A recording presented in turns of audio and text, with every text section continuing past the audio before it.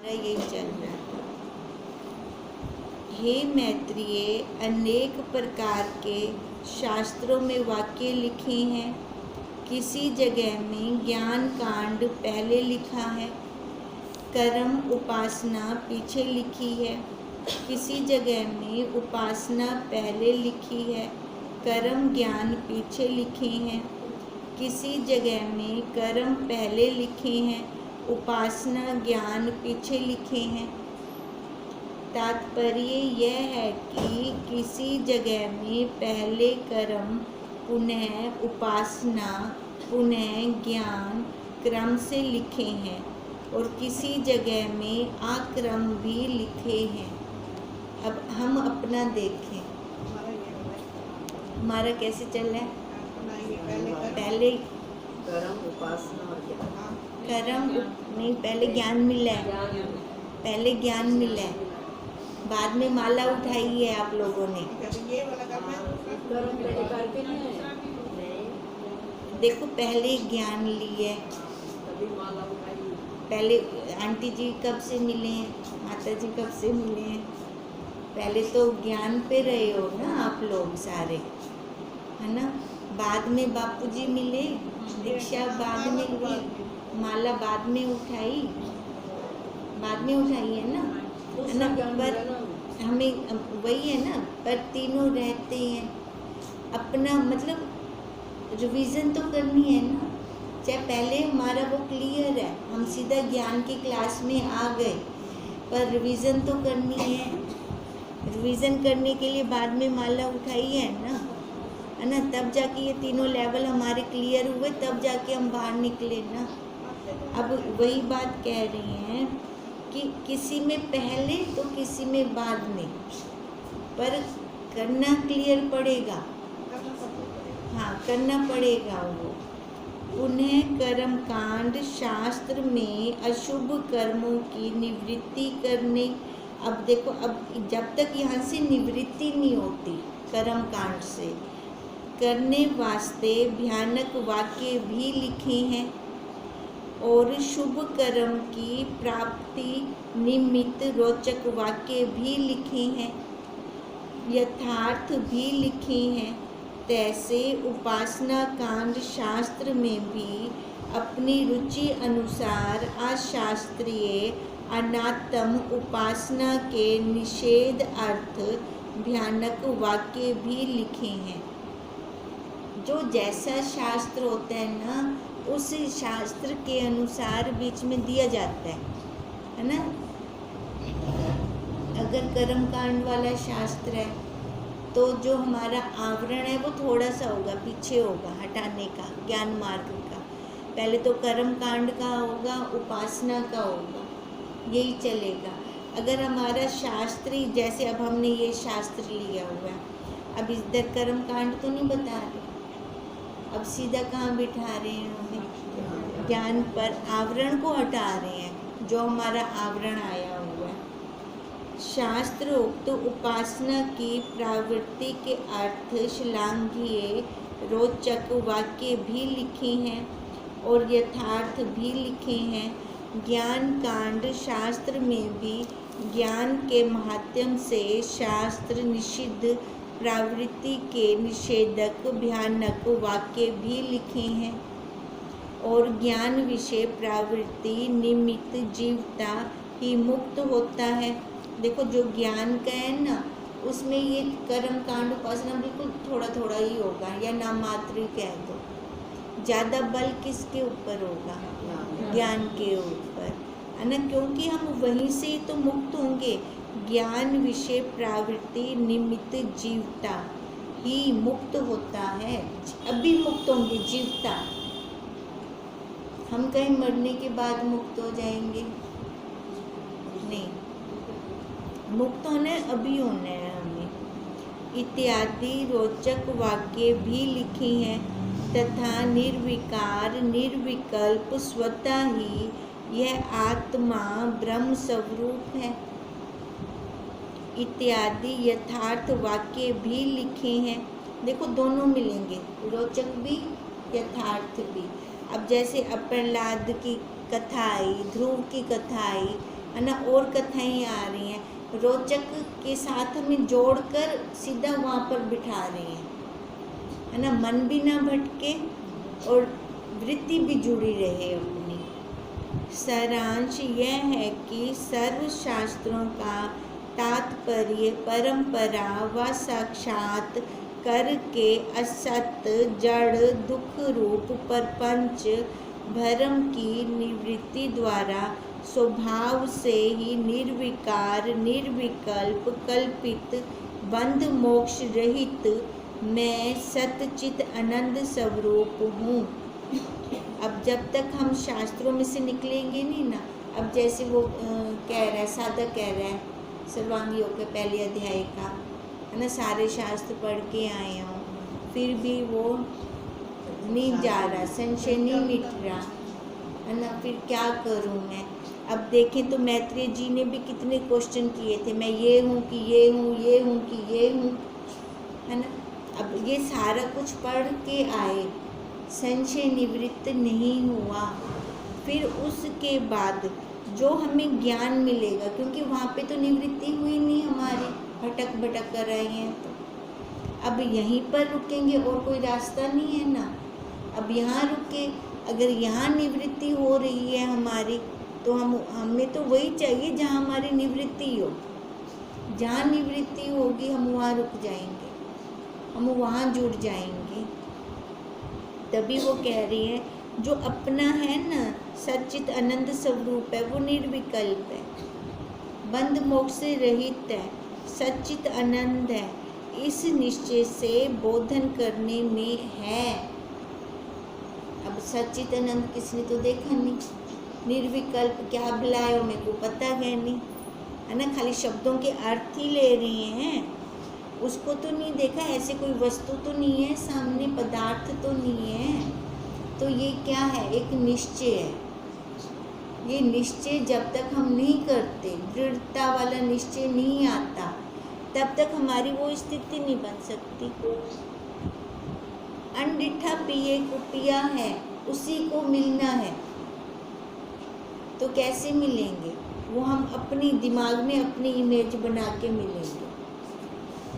चाहे तो लड्डू गोपाल की इमेज बना लें, चाहे कान्हा की बना लें, चाहे शिव जी की बना लें, चाहे गणेश जी की बना लें, वो खुद की इमेज बनाकर चाहे ओम पर आ जाए, है ना, तो पाना तो है ना। हमें नहीं पता वो कैसा है, कि कैसे दिखता है, कि कौन सा आकार है उसका, हम खुद वो आकार अपनी इमेज बनाकर उससे हम प्राप्त होंगे, वो निश्चय करेंगे हम दृढ़ता वाला। हे मैत्रेय, ऐसा न होवे, पूर्वोक्त शास्त्रों के वाक्यों की व्यवस्था न जान के शास्त्र श्रवण करके गुरुदत्त निज निश्चय का त्याग करें। अब जो शास्त्र होते हैं वो गूढ़ होते हैं, अब शास्त्र तो उठा लें हम, है ना, तत्व ज्ञान का, और हमें उसका समझ ही ना आए, अर्थ ही ना समझ आए। फिर कई बार ऐसे होते हैं ना, चल समझ नहीं आता, बाद में कर लें, है ना, फिर ऐसे शास्त्रों का हम त्याग न करें।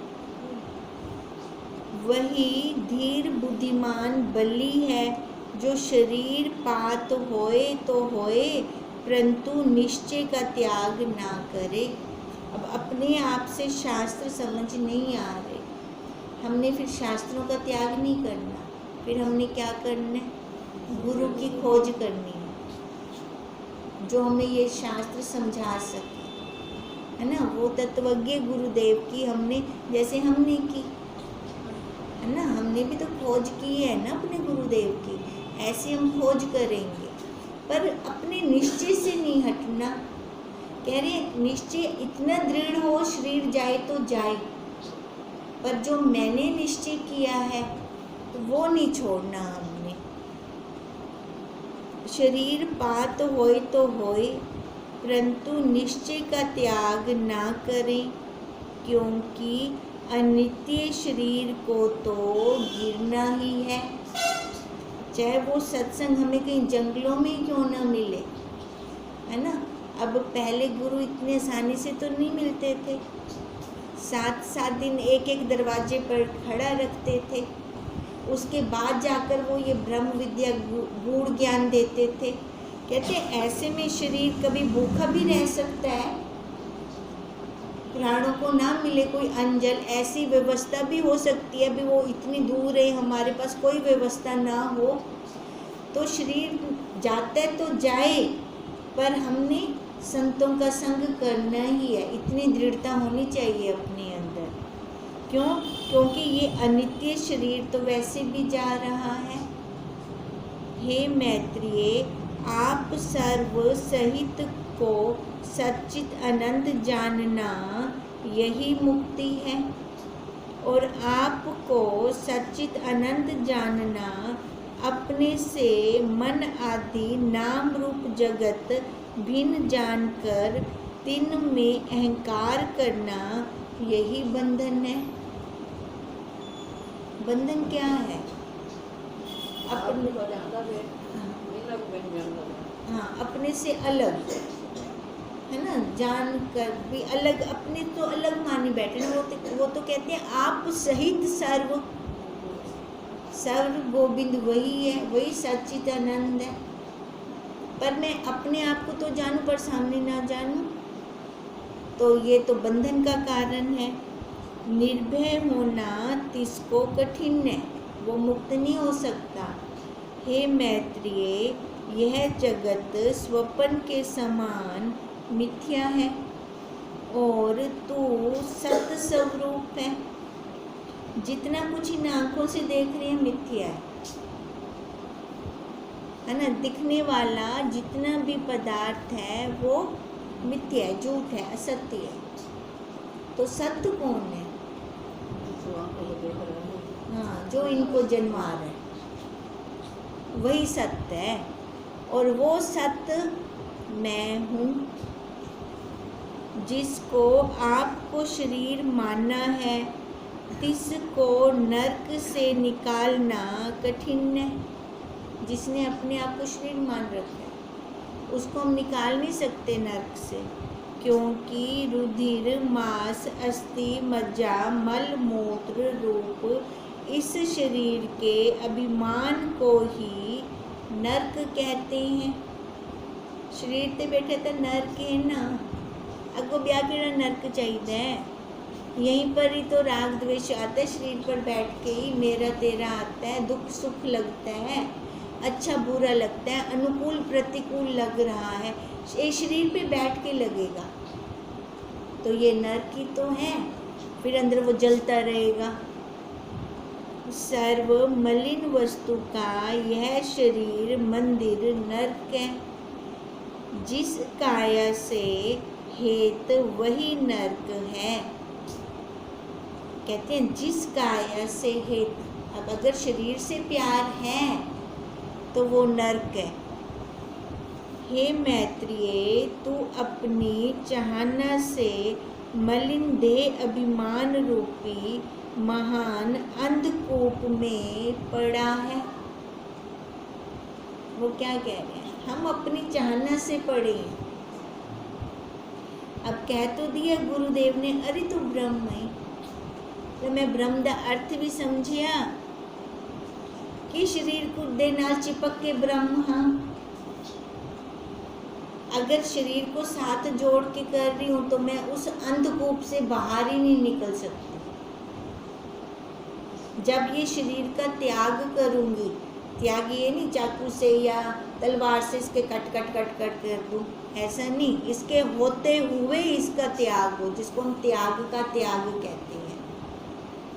अगर वो होता है फिर वो स्वर्ग है न। स्वर्ग भी नरक की अपेक्षा बोल रही है, मतलब वहाँ बोलनी है, फिर वहाँ पे हम कुछ कह नहीं सकते। हे मैत्रेय, तू अपनी चाहना से मलिन देह अभिमान रूपी महान अंधकूप में पड़ा है। किसकी शक्ति है जो तेरी रक्षा करे?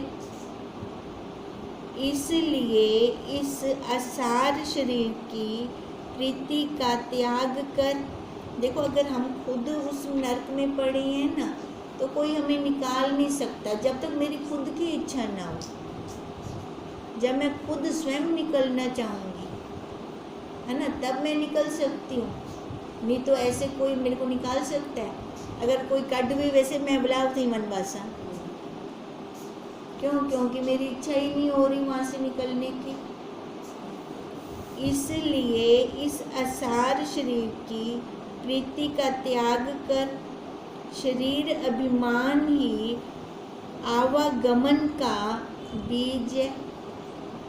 अब बीज का पता लग गया ना हमें, अहंकार, शरीर का अहंकार। बार बार हम क्यों आ रही हैं, बार बार आकार क्यों ले रही हैं, हम रुक जाते हैं कहीं ना कहीं, है ना। अब जहाँ रुकेंगे वहाँ कर्म बन जाएगा हमारा। अब जब तक ये खाली नहीं होता ना, तब तक ये आना, इसका धरती पर आना बंद नहीं होगा। और ये भी जरूरी कहनी मनुष्य शरीर में आवे, 4 पैरों वाले भी आ सकता है ना, रेंगने वाले जंतु, जीव जंतुओं में भी आ सकता है। अब मेन कुंजी तो है ना हमारे पास, वो कुंजी समझ आ जाए हमें।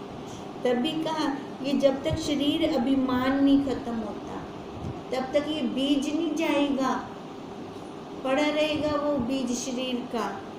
अपने स्वरूप को सही सही जान, जो बंध मोक्ष के भरम से छूटे। अगर मैं सही जान लेता हूँ, यथा अर्थ जानता हूँ, तब मैं छूटूंगा इस बंध मोक्ष से। नहीं तो दुख होगा, हर जन्म में दुखी है ना। और क्या चाहिए? हे मैत्रेय, इस मलिन शरीर से वैराग्य करना तुझको योग्य है। मैत्रेय ने कहा वैराग्य राग दोनों कहो, है ना। वैराग्य राग की अपेक्षा से है। प्राशर ने कहा वैराग्य यही है जो अपने सतचित आनंद स्वरूप से पृथक जगत का अत्यंत अभाव जानना। और राग यही है कि आप सहित सर्व नाम रूप को सतचित आनंद स्वरूप जानना। अब वैराग्य क्या है कि और बाहर कुछ है ही नहीं, खाली मैं ही हूँ। जितना है माया है, छल है, कपट है, 4 दिन की चांदनी है बस। जैसे बिजली की चमक, एक पल है तो दूसरे पल नहीं है, सब जा रही है ना। शरीर देखो सबका जा रहा है, आज जो पूरा थी गया। अगर शुरू से ही मन के अंदर हो भी ये मेरा कोई सगे संबंधी नहीं है, कोई संबंध नहीं है मेरा किसी के साथ, ये कर्मों का लेन देन चल रहा है, उसके लिए एक जगह इकट्ठे हो गए हैं, वो भी जा रही है, मैं भी, यात्रा दोनों की हो रही है। अगर निसंग होकर चलें तो क्या यात्रा नहीं होगी? होगी। निर्लेप होकर चलें तो वही का वही होगा। पर क्या होगा? किसी के प्रति बंधन मोक्ष में नहीं आएंगे हम, है ना, कहीं रुकेंगे नहीं हम। अगर नहीं रुकते कहीं पर, यही वैराग्य है। और अगर ये नाम रूप आकार को सत्य मान लेते हैं, है ना, मैं भी सच्ची, मेरे वाले भी सच्चे, यही बंधन है। और बंधन के कारण ही आना जाना लगा पड़ा, जन्म मरण का चक्कर चालू है, कभी खत्म होने में नहीं आ रहा ये।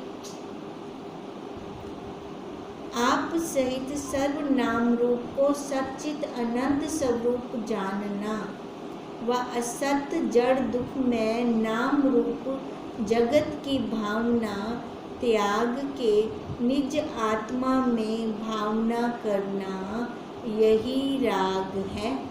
अब राग का और कारण भी, एक तो ये सब सत्य जान लेना। अब दूसरा क्या कह रहे हैं? असत जड़ दुख में नाम रूप जगत की भावना त्याग के, बाहर से तो हट गए, निज आत्मा में भावना करना, ये भी तो राग है। है ना। अब जैसे हिरण्यकशिपु का था तो ये भी राग हुआ। मैत्रेय ने कहा, हे पराशर जी, पूर्वोत्तक वैराग्य और राग आदिकों का जानना ना जानना मन का धर्म है, मुझ निर्विकल्प निर्विकार चैतन्य का नहीं। अब पराशर जी क्या कह रहे हैं, चाहे मैं वैराग्य को जान रहा हूँ या राग को, जानता तो मन से हूँ, तो ये तो मन का धर्म हो गया। मुझ निर्विकल्प निर्विकार चैतन्य का तो नहीं, क्योंकि जब गाढ़ निद्रा नाम सुषुप्ति अवस्था होती है व समाधि मूर्छा होती है, तब मन अपने अज्ञान उपादान कारण में लीन होता है। सुषुप्ति अवस्था में भी हमें कुछ नहीं पता होता, न राग न द्वेष। समाधि में भी कुछ नहीं पता होता, है ना। तो मन तो तब भी होता है, तब वो कहाँ होता है, अपने अज्ञान कारण में लय होता है। इस काल में न राग विराग की कल्पना है, न ज्ञानी न अज्ञानी की। जब सुषुप्ति होती है, न बंध न मोक्ष न हर्ष न शोक न ग्रहण न त्याग, न सुख न दुख, न पुण्य न पाप, न जीव न ईश्वर, न जड़ न चैतन्य, न सत्य असत्य, न सूक्ष्म स्थूल, न माता पिता आदि किसी की कल्पना नहीं होती, है ना, सुषुप्ति में और समाधि में। न अपने शरीर की, न वर्ण आश्रम की, न दैवी आसुरी गुणों की, न धर्म अधर्म की, न ऊंच नीच की, न निर्विकल्प साविकल्प की, न स्त्री पुरुष की, न शत्रु मित्र की, न जाति पाति की, न लेने देने की, न जप तप की, न संसार असंसार की, न साक्षी असाक्षी की, न दृष्टा दृश्य की, न फुरने अफुरने की, न माया रहित आरहित की, न आत्मा अनात्मा की, न शुचि अशुचि की, न हिंदू मुसलमान की, न भरम अभरम की। देखो उस टाइम किसी की भी कुछ हमें पता ही नहीं है ना, पर मन उस टाइम भी तो है। तात्पर्य यह है कि सर्वनाम रूप त्रिपुटी संसार की कल्पना ही नहीं होती। मैं चैतन्य तो तिस काल में भी हूँ। देखो मन भी है ना, वो चैतन्य वो साक्षी भी है। जो मेरा पूर्वोत्तक संसार धर्म होता तो सुषुप्ति काल में भी मेरे साथ होता। इससे अन्वय व्यतिरेक करके यहाँ मन, जहाँ मन तहाँ ही पूर्वोत्तक संसार धर्म है। अब मैत्रेय जी क्या कहना चाह रहे हैं, भी ये सारा धर्म मन का है, मुझ साक्षी का नहीं है ना। सुषुप्ति अवस्था में अगर देखो, अब उस काल में तो कुछ भी भान नहीं है ना हमें। अब कह रही है अन्वय व्यतिरेक करके जहाँ मन है तहाँ ये संसार है, जहाँ चित्त नहीं तहाँ पूर्वोत्तक संसार धर्म भी नहीं। जहाँ मन नहीं है तो संसार भी नहीं है। हे गुरु, यह नहीं कि जो मैं चैतन्य सुषुप्ति अवस्था में तो निर्विकल्प निर्विकार बंध मोक्ष अनात्म धर्म रहित हूँ। अब क्या कहते हैं, मैं चैतन्य सुषुप्ति अवस्था में हूँ तो ऐसा नहीं है कि उस टाइम में निर्विकल्प निर्विकार बंध मोक्ष अनात्म धर्म रहित भी हो गया। शरीर तो नाल ही है ना, है ना, शरीर दे धर्म भी नाल लेन सारे। और अब जागृत स्वप्न अवस्था में साविकल्प साविकार बंध मोक्ष सहित हुआ हूँ, ऐसा भी नहीं है। कहते हैं ना मैं हूँ सुषुप्ति अवस्था विच, शरीर दे धर्म छोड़े हम, ना मैं जागृत अवस्था विच भी हिंदे बंद मोक्ष दे धर्म छोड़ सकदा। ऐसा नहीं, किंतु जो मैं चैतन्य सुषुप्ति अवस्था में निर्विकल्प निर्विकार बंध मोक्ष रहित था, अब वर्तमान जागृत अवस्था में व स्वप्न में भी सोई निर्विकार निर्विकल्प बंध मोक्ष रहित चैतन्य मात्र हूँ। जड़ा मैं जागृत विच हाँ, जड़ा मैं सुषुप्ति विच हाँ, है ना, जड़ा सुषुप्ति विच हाँ वो मैं जागृत विच हाँ। ठीक है, इससे माया रूप मन के धर्म हुए, माया रूप चित्त रहित मेरे धर्म नहीं। अब कह तो दिया, छोड़ा ही नहीं उसको। हाँ छोड़ा नहीं ना, है ना। समझते बहुत अच्छी तरह से हैं और समझा भी बहुत अच्छी तरह से देते हैं मैत्रेय जी। पर मेन बात क्या है, खाली बोलने से सुनने से तो नहीं होगा ना। होगा कैसे?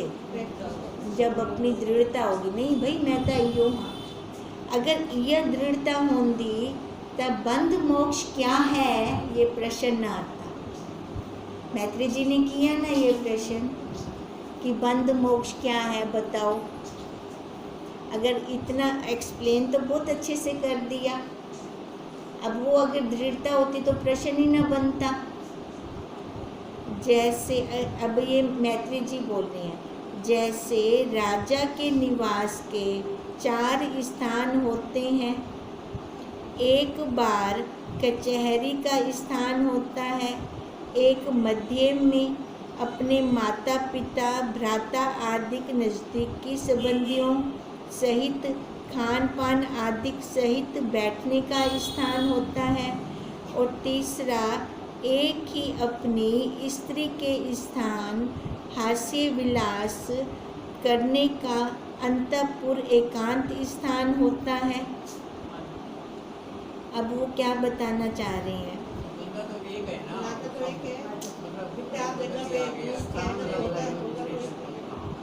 चारों के साथ व्यवहार अलग अलग है। हाँ वो है तो एक, है ना, पर व्यवहार सबके साथ अलग अलग है।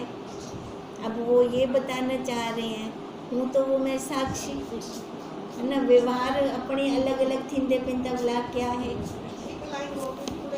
एक लाइन वो बोलते हैं। अभी नहीं होगा ख़त्म, ये टाइम हो गया। आएगा ना अभी तो ठीक है ना, यथार्थ वो अभी आएगा ना आगे तो हम देखेंगे यथार्थ क्या है। यथार्थ तो वही है जो झूठ माया ये अब उन्होंने क्या बोला देखो, जब तक वो है सुषुप्ति में भी शरीर तो है, शरीर के धर्म भी हैं, ठीक है, और साथ में सुषुप्ति अवस्था में वो चैतन्य भी है, वो साक्षी भी है ना। बोलना क्या चाह रही हैं भी दोनों रहेंगे,